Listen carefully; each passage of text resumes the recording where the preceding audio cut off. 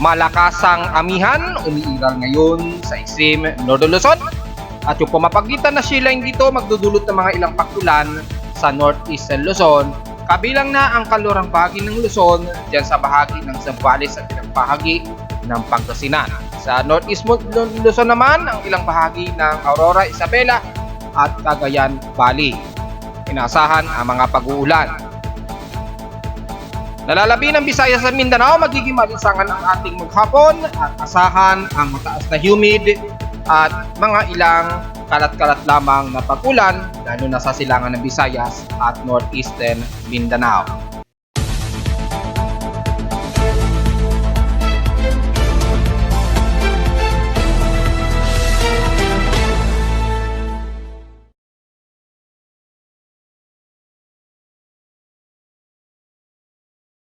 Hello, good morning mga folks. Welcome po muli sa ating Daily Weather Bulletin at Analysis para sa araw ng Huwebes, December 21, 2023. Ang oras natin po may umaga ay alas 10:28 na ng umaga. Mga taga Baler at Kasiguran Aurora at ilang bahagi ng Isabela, nakakaranas kayo ngayon dyan ng mga ilang moderate and some heavy rain showers. Epekto ng umiiral ng malakas na northeast monsoon natin o yung ating hamihan na sumasalubong sa ating Estelis. Kaya yung accumulation ng mga pag-ulan, mamamagitan dyan sa bahagi ng Northeastern Luzon at ilang bahagi ng Zambales, Pangasinan at areas ng La Union. Dyan sa area na yan, yung edge ng sea line na pumapagitan dyan, dulot ng ating salubungan pa rin ng malakas o umiiral na malakas na amihan dyan sa Northern Luzon at yung Estelis naman sa may bandang silang Pasipiko na nagdudulot ng mataas na water accumulation, water vapor na nagpapaulan ngayon dyan sa bahagi ng Baler, ilang bahagi ng Quezon Province, at lalo na sa may bandang Kasiguran, Isabela, at ilang bahagi ng Cagayan Valley. At sa kalura naman dyan sa bahagi ng Zambales area at Pangasinan, lalo na sa may bandang Alaminos, Pangasinan. Sa ating current conditions ay magiging overcast pa rin dito sa Metro Manila, gloomy, klaro at partly cloudy. To mostly cloudy ang medyo umiiral dito sa atin at makikita sa ating live CCTV snapshots. Halos mostly cloudy at hamog ang nangyayari dahil nga po dun sa ating height of cloud na 690 meters ang taas, nagsasalubungan yung ating mainit at malamig pa rin dulot ng amihan at ng Estelis na nagkakaroon ng mga saturation ng mga water vapor sa himpapawid natin, kabilang na ang bahagi ng Metro Manila at Calabarzon, kaya medyo partly to mostly cloudy ang umiiral. Expected ang mga drizzle rains lalo na sa may bandang Central Luzon at ilang bahagi niyan ng bandang Tarlac areas. Diyan sa portion na yan, yung pagitan niyan ay medyo malakas po yung ating amihan dyan. So, yung medyo halos sa hazy na hitsura ng himpapoy dyan ay inaasahan ngayong maghapon at may mga biglang wisik na buhos ng ulan. Yung medyo para kang ini-spray yung wisik ng tubig dahil sa bigla ang salubungan ng ating Estelis. So sa ating lowest temperature na naitala kaninang 5:04 AM, nakapagtala kami sa Caloocan City, dito sa Grace Park, na pinaka-lowest of 25.8 degrees Celsius. Kahapon nakapagtala kami ng maalinsangan, temperatura, umabot ng 34.6 degrees Celsius, kahapon ito ng after lunch at 1:28 PM. Nangangulugan lamang na mataas po ang ating heat index hapon, umabot ng 45.9 degrees Celsius, so halos 46 degrees Celsius. Kung itatabi naman natin sa heat index ni Pag-asa kahapon ay nangunguna pa rin ang Zamboanga Peninsula, nasa 42 degrees Celsius ang init pandama kung pagbabasehan kay Pag-asa. Ibig sabihin lamang niya mga folks ay nangunguna kami sa Caloocan City na nasa 45.9 degrees Celsius. At pangalawa lang ang Zamboanga Peninsula, nasa 42 degrees lamang ang kanilang init pandama. So mainit dito sa amin sa Caloocan sa Metro Manila. So expected yan mga folks. Pero sa ating PH extremes past 24 hours, nangunguna ang Zamboanga Peninsula. Nasa pinakamataas na 35.8 degrees Celsius ang alinsangan sa kanila. Na halos pangalawa lang kami sa Caloocan na 34.6 degrees Celsius. Sa Baguio City, nasa peak o maximum pa rin na lowest temperature sa kanila na nasa peaks of 16 degrees Celsius. Sa Inulan naman, bahagi ng Calayan, Cagayan, ang inuulan dyan, epekto nga ng salubungan ng shear line na nai-report ko kahapon at in-expect naman nagkaroon sila ng record of 106 mm na total rainfall. So inaasahan pa rin niya ngayong araw ay makakaranas po ng mga biglaang buhos pa rin ng ulan. Malakas po ang bugso ng ating amihan na sumasalubong naman sa easterlies. Asahan po mga biglaang kalat-kalat na buhos ng ulan, moderate and some heavy rain showers dyan. Kahapon nakapagtala kami ng 6.9 mm lamang sa Caloocan na may mga pag-ulan. Well, medyo maganda-ganda rin pero saglitan lamang, hindi naman din nagtatagal at hindi naman umabot sa puntong nagmo-moderate to heavy rain showers. So sa buong isang linggo, halos 8.4 mm lamang ang naging total rainfall sa amin. Katamtaman na mataas ang ating outside humidity at 73% at bumababa ito ng 1% since last hour. Nasa 1,012 hectopascals po ang ating atmospheric pressure. So medyo bahagya lamang ang high pressure area natin dito sa Metro Manila. Except na lamang sa may bandang extreme Northern Luzon, lalo na sa malakas na bugsuan ng Amihan, dyan sa may bahagi ng Ilocos Norte at ilang bahagi ng Batanes Group of Island at Cagayan areas. I-discuss natin yan mamaya-mayang konti. Sa high tide and low tide status, may 43 minutes pa tayo itong maximum low tide o 11:14 AM. So mukhang magiging malayo pa rin ang paglalayag ninyo ng mga malilit natin sasakyang pandagat. Pero sa may bandang West Philippine Sea, medyo lumalakas po ang ating gale forces dyan. Dahil po sa malakas ang bugso ng amihan dyan. So ingat na lamang mga folks. At kung mataas ang alon, ay medyo restrain na lamang mga folks. Sa ating air quality, so far, medyo moderate po tayo. So, magmas po tayo ngayong araw. Dahil nasa 52 po ang ating air quality concentration o index. Nasa 52 o moderate po. So, medyo hindi maganda ang ating air concentration at moderate. Samantala, sa ating almanac, sumikat ang haring araw kaninang 6:16 AM. At inasang lulubog ito mamayang hapon at 5:31 PM. At ang ating waxing gibbous na po, na 64% na po ang liwanag ng buwan, ay inaasang sisikat ngayong tanghali at 12:58 ngayong tanghali o bago mag-alauna. At inaasang lulubog naman ito kinabukasan na madaling araw at 1:36 AM. And then sa ating local weather outlook, pa ngayong Huwebes hanggang this coming weekend at Friday, magiging partly cloudy pa rin maghapon hanggang bukas po yan at magiging mas maulap ang himpaporin bukas ng Biyernes. Mataas ang tsansa na pag-ulan natin ngayon at 87 to 90%. Ganon din bukas ay ang tsansa na pag-ulan ay maglalaro sa 70 to 71%. Highest and lowest temperature in 2 days mula ngayong araw hanggang bukas ng Biyernes. Maglalaro sa 27 to 31 degrees Celsius ang highest temperature and lowest temperature expected ay nasa 25 to 26 degrees Celsius. Sa lagay naman natin panahon sa buong bansa, lalo na dyan sa may bandang extreme Northern Luzon at yung pagitan ng easterlies na ito, ng shear line, naka-very broad extension ng ating shear line sa pagitan na yan, ay magdudulot po ng cold front sa area na yan. Yung pagitan ng cold front na yan ay magdudulot po ng mga kalat-kalat na pag-ulan na may pagkidlat at pagtulog sa area na yan. So yung ating easterlies, di sa may silang ng dagat Pasipiko, yung mainit na hangin niyan sasalubong po dito sa ating hanging amihan. Ayan. At yung remnants pa rin itong si dating Bagyong Kabayan ay naging malakas pa rin ang mga dalang pag-ulan nito dyan sa may bandang Spratly Islands, kabilang na ang Kalayaan Island. So ingat po sa mga kababayan natin dyan, lalo na sa mga mangingisda na mamamalaot ngayon dyan. At inaasahang malakas po ang pag-alon o gale force winds. Ingat na lamang po mga folks. And the rest ng Batanes Group of Islands sa buong Ilocos, buong extreme Northern Luzon, di natin isa-isahin, makakaranas po kayo ng mga kalat-kalat na pag-ulan na may mga ilang pagkilat at pagkulog. At may mga potentially po tayo na mga batik-batik na mga heavy rain showers, lalo na dyan sa may bandang hilagang silangan ng Northern Luzon. Mula dyan sa may bahagi ng Santa Ana, damay na ang Isabela, Kasiguran, Aurora at ilang bahagi ng Baler. Yung pagitan na yan, medyo nadadamay po ang NCR ng cold front. Yung sumasalubong na yan sa ating northeast monsoon at easterlies, magdudulot po ng mas maulap na himpapaw rin dyan mula sa Central Luzon, kabilang na ang Dagupan, ilang bahagi ng La Union, Zambales, Bulacan, pababa na yan ng Metro Manila, ilang bahagi ng Calabarzon, mula sa Cavite, pababa ng Tagaytay at Batangas area. Hanggang dyan sa may pandanan ng pagitan ng Atimonan, Quezon, magiging maulap po ang himpapaw rin. Expected ang mga drizzle, rain showers, nakasabay ang malamig na simoy ng hangin epekto ng ating northeast monsoon dito sa may hilaga. At habang nag-a-accumulate ang water vapor, expected po ang mga dynamic range ng mga kalat-katapang ulan, lalo na dyan sa may bandang Manila Bay at Bataan, lalo na sa bandang Batangas, dyan sa may bandang Mindoro area, at ilang bahagi ng Palawan sa may bandang Coron at pagitan nito ng bandang Puerto Princesa.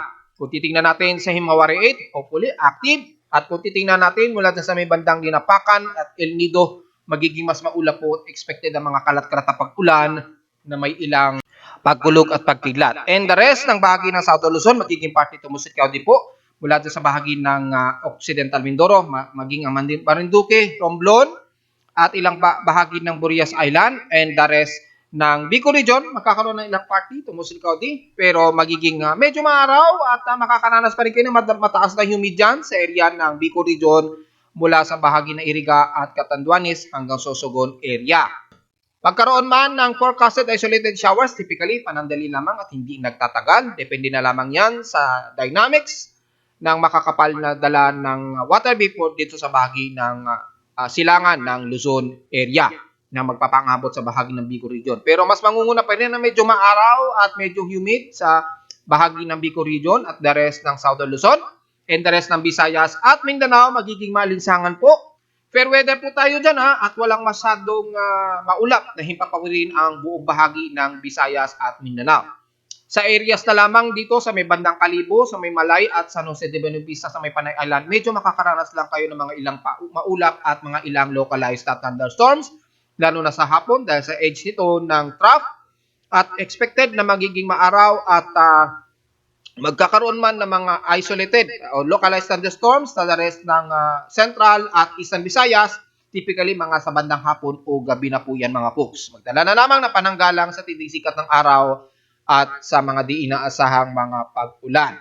And the rest ng Mindanao, magiging mas maalinsangan po So, expected na lalagpas ng 35 degrees Celsius ang temperatura ninyo dyan lalo na ng mga taga Zamboanga Peninsula. And the rest ng buong Mindanao, magiging maliwalas, maalinsangan at very humid po ang temperatura dyan mga folks. So, magdala na lamang ng pananggalang sa tinding sikat ng araw nitong maghapon mga folks. Magkaroon man mga localized thunderstorms, lalo na mga taga Surigao del Norte, hindi naman din nagtatagal, ingat na lamang sa biglaang mga pagkulog at pagkidlat.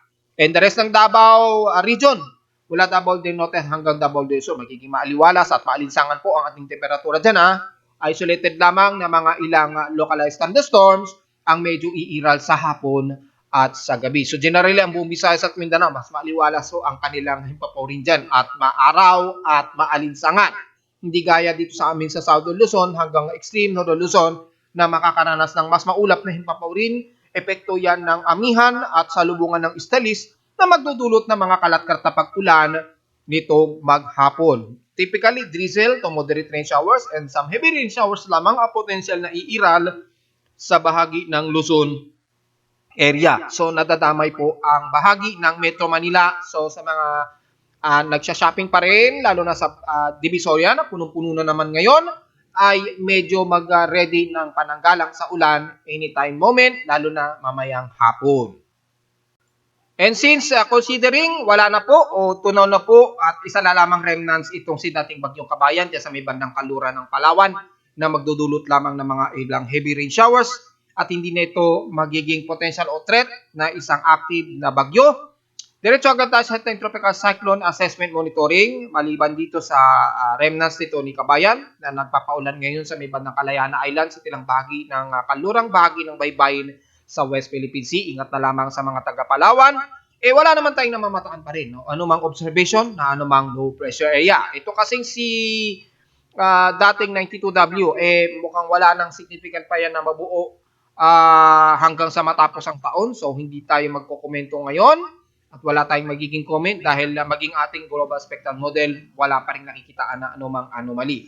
So makikita natin hanggang December 26 to December 27, expected wala tayong mamamataan na anumang low pressure area na mamumuo o maginang invest, maging sa ating mean sea level pressure. Wala po tayong nakikitaan sa ating global spectral model, so wala tayong masyadong komento dyan.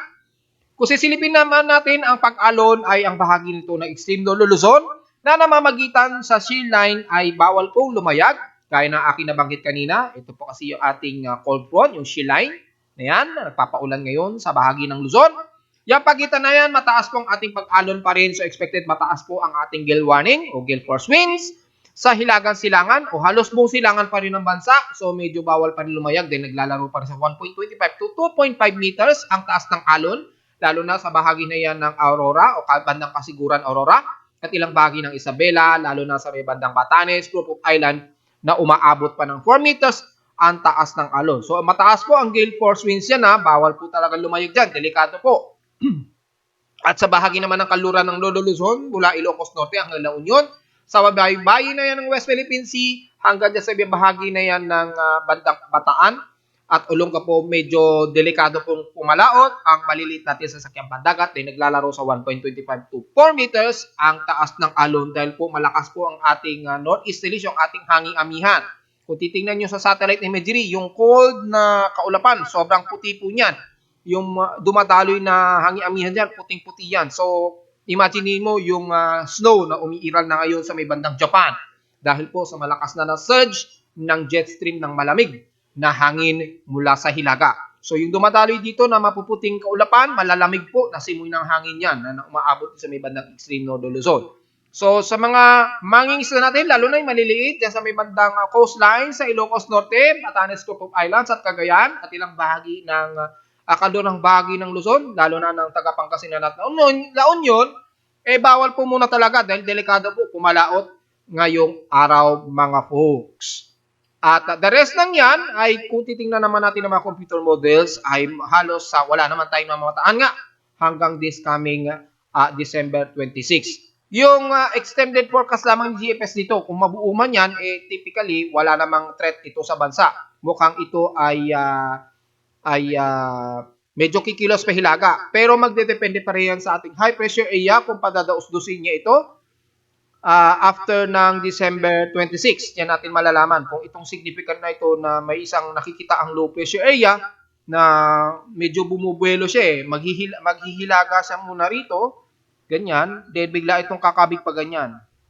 So tingnan natin, by December 27, 2023, bago matapos ang taon, kung ito ay tuluyang magiging bagyo o isang active low pressure. Sa ngayon ay very insignificant pa yan dahil maging ang ECMWF ay wala naman siyang ipinapakita dito. So, hindi pa masyado significant itong CGFS kung mangyayari yan in real time. Sa ngayon, ay wala tayong inaasahan pa rin hanggang sa matapos ang bagong taon na ito ng year 2023. Wala tayong aasahan talaga na may pamumuo na anumang low pressure area o active invest sa ngayon. So, mag-update tayo by December 26 siguro o 27 kung magiging significant ang ipinapakita ni GFS. Kasi magbabatay tayo sa ipinapakita ng ating Global Spectral Model kung tutugma yan sa forecast o extended forecast ni GFS.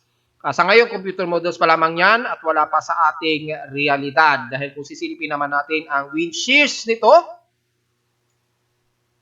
so far, very favorable ang nasa may bandang silangan ng bansa. So may mga tsansa o potentially pa na may mga tsansa na may mabubuo pa rin dyan anytime o any moment. Dahil mainit po ang temperatura dyan dahil sa ating El Nino o extreme El Nino. Kaya maaaring may mabuo or maaaring ma-dissolve din kagad dahil sa sobrang init ng temperatura sa karagatan. So yung mga shear o favorable wind shear ay hindi masyado nagkakaroon ng organized development base sa tinding temperatura sa karagatan. Bagamat mataas ang favorable wind shear, lalo na sa may bandang Marshall Islands, may maaari pa rin may mabuo dyan bago matapos ang bagong taon. Well, titingnan pa rin natin. Sa ngayon, hindi pa rin natin maiko-considera yan. Dahil kung sisilipin natin yung convergence o yung favorable na convergence ay halos wala pa namang nakikitaan na active favorable, maliban lang naman dito sa may bandang Marshall Islands na may potentially na may pamumuo na isang invest. Well, titingnan natin yan dahil mga bandang December 26 to 27 pa natin makukumpirma yan mga folks.